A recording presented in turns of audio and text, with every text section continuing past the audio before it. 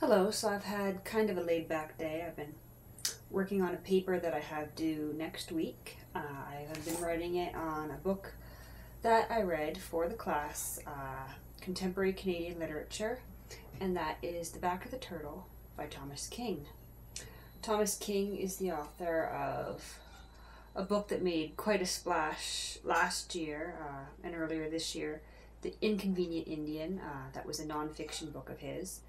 The Back of the Turtle is fiction. This was published in 2014, I believe. I'm just going to double check. Yep, 2014. This is the first paperback edition here.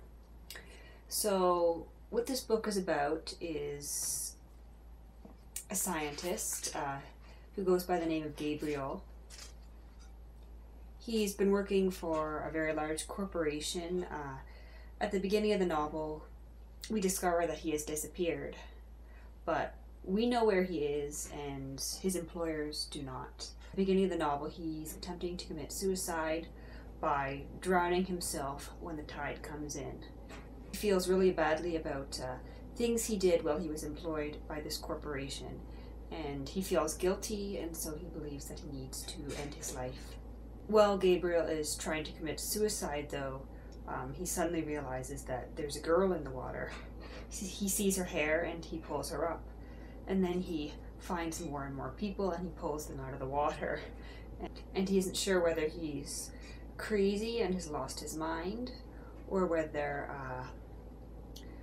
a myth has come to life. The Back of the Turtle, the title, refers to the story of the woman who fell from the sky. There's a woman who's digging a hole in the clouds and she falls through and she's falling towards Earth. The problem is that Earth is completely water.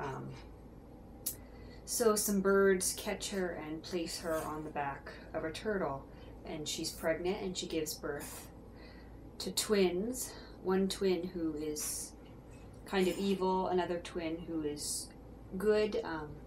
I wouldn't exactly call it a good and evil binary, but that's the general idea.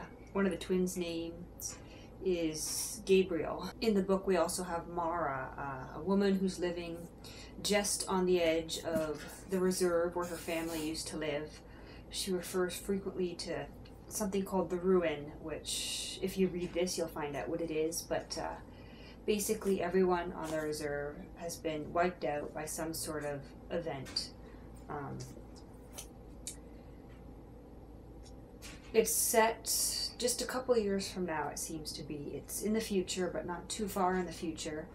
There's a little bit of discussion, a lot of discussion actually, about the tar sands and environmental destruction.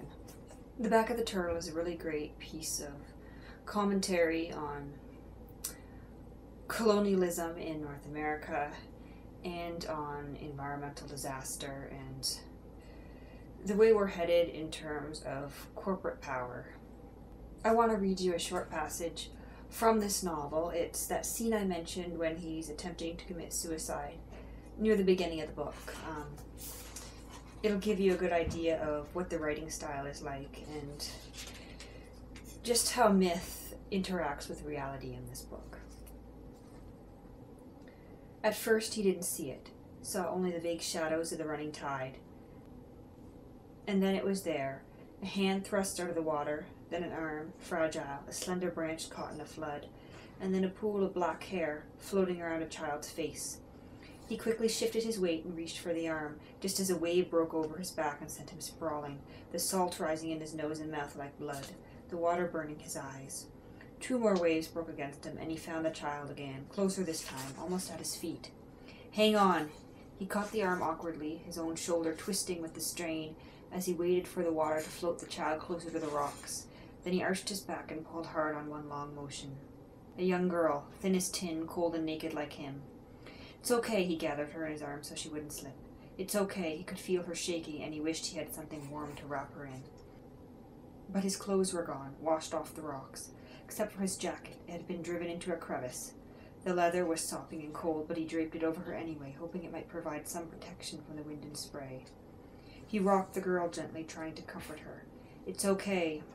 The waves came faster now, with hardly enough time between each surge to catch a breath. And in that moment the girl turned and tried to break free, holding her arms out as though she wanted to return to the water.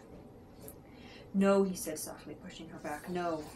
She pushed away again, reached down to the foam just as another wave slammed into the apostles, and flung both of them backwards.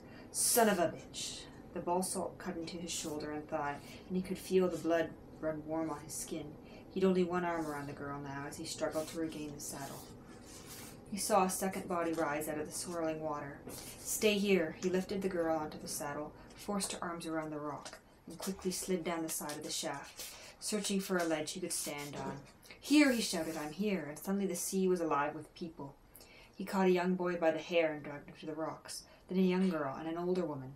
Another wave and an old man, 2 young men, all naked and cold, their mouths filled with water, their eyes wild with life. Patiently, his arms and back in agony, he caught each one in turn, until there were a dozen souls clinging to each other, as the surf thundered around them. And then, for no reason other than exhaustion and exhilaration, he began to sing again, not the memorial song, a grass dance this time, a fierce song, a song for warriors. For now he knew these people. They were the sea people, the first people. The ones who had come from the ocean when the world was new, the long black hair, the fierce eyes. They had heard his song, and they had come to be with him at his dying. Or perhaps he had summoned them. Perhaps it was time for a new beginning. Perhaps it was time for the twins to walk the earth again, and restore the balance that had been lost. He quickened the beat and imagined that the song alone had brought them forth. But a singing alone could hold the ocean back. And then very slowly, one voice at a time, beginning with the girl who had first reached out to him from the water, the people began to sing with him, their voices higher and sharper than his. Until the tide turned again and the fog began to clear. Then, as the melting light revealed the shore and the trees, the sea people touched his hand in turn and slipped back into the calming water. He stayed on the saddle, and then the sun returned and the sky was high and cloudless. He waded to shore, watching the while for the young girl with the long black hair, hoping she would appear to greet him. But the only person waiting for him, when he limped back to the beach, was the dog. So that's a passage from the back of the Turtle. I hope you'll check this book out. Read some Canlit.